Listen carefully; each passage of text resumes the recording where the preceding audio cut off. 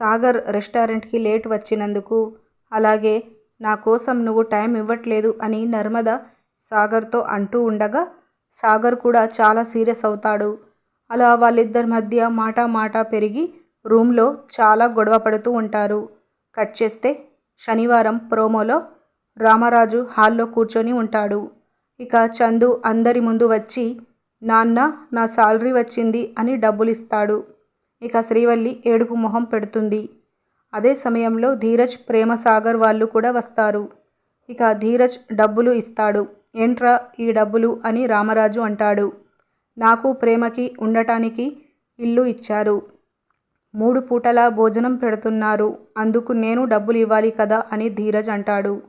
ఇక రామరాజు ఒక్కసారిగా షాక్ అవుతూ ధీరజ్ వైపు చూస్తాడు. వేదవతి కూడా చాలా షాక్ అవుతుంది.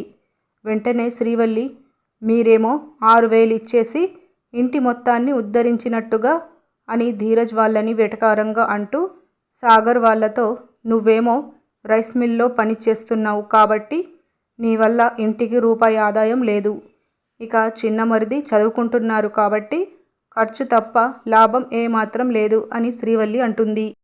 చందు అయోమయంగా చూస్తూ ఉంటాడు.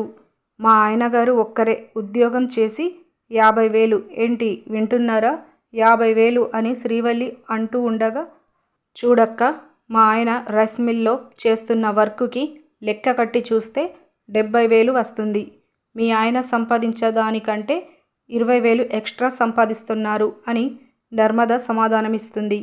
ఇక రామరాజు ఒక్కసారిగా లేచి షాక్ అవుతూ ఏం చేయాలో అర్థం కాక చాలా ఆలోచిస్తూ ఉంటాడు. ఇలా మనకి చూపిస్తారు. ఇలాంటి డైలీ అప్డేట్స్ కోసం మన ఛానల్ని సబ్స్క్రైబ్ చేసుకోండి.